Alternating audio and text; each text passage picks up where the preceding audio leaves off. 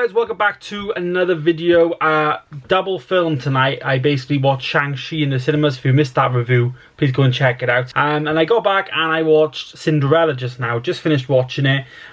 Cinderella is the new movie that is on Amazon Prime Video here in the UK. It has a stellar cast, to be honest with you. I will just go through some of the names here. So Cabello plays Cinderella herself. We've got Nicholas Galitzson, he's probably the least known person on it. We've got Billy Porter, Idina Menzel, who basically plays Elsa in Frozen. We've got James Corden, Minnie Driver, Pierce Brosnan. Literally, the list just continues on. There's a lot of British comedians. We've got James Acaster, as well as a guy called Ramesh.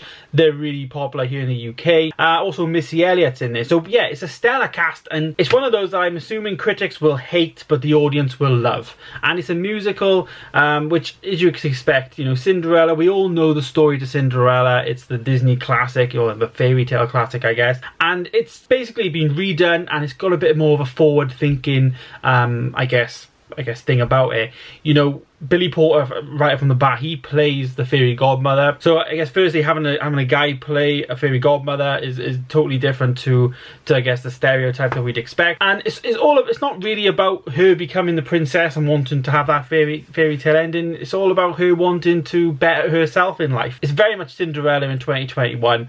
And yeah, as I say though, I found it to be hilarious. I thought it was a great film. It's directed by Kay Cannon, and Kay Cannon is best known for writing and producing all of the Pitch Perfect movies. That is obviously does make sense, basically the film itself. The music, this is my only critique with it really, there's not enough like original songs in there. You take something like The Greatest Showman, the entire thing is just like, they're all original songs for The Greatest Showman, brand new, created for the movie. But with this, there's a lot of covers, which Pitch Perfect, if you don't know, is based on a lot of covers. I won't say it's bad, but for it to not be like, it's not original, you know what I mean? It's like, they're good and they fit into the story and it's all that, but I think there's like 2 or 3 like original songs in there, and I just started watching. I just thought, I knew I'm gonna love this film. Like, I just knew it's gonna be such a guilty pleasure. And but you know, it wasn't too bad. I'm not gonna lie. It was bad in terms of acting. If I was gonna be really critical, the acting was awful.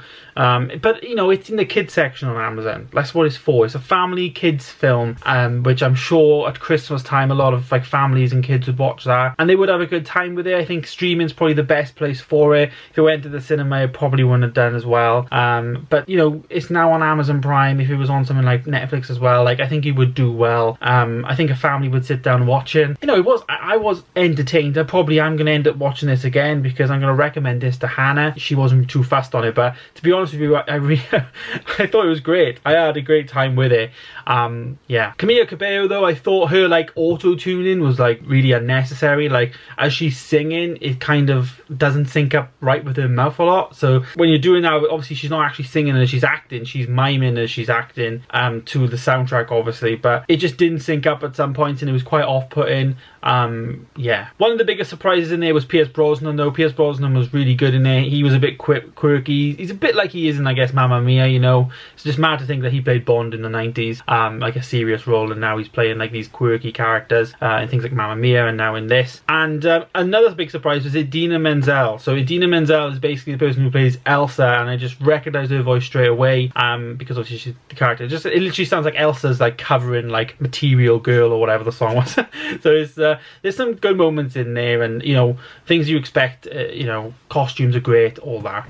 I'm going to rate this movie though, and I'm going to rate it a 6 out of 10. It's just above average. Like I said, some of the sound syncing things is a bit of a problem in the musical, and if I had my critique head on, it's probably like a 2 out of 10 in terms of a film. But I had a good time with it. I had fun, you know.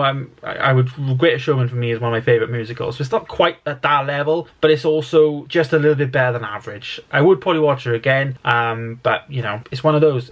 I had fun. Like, I can't say it was a good time. So there you go, guys. There is my review of Cinderella. Thank you so much for watching today's video. Stay tuned for more, and I'll see you in the next one. Goodbye.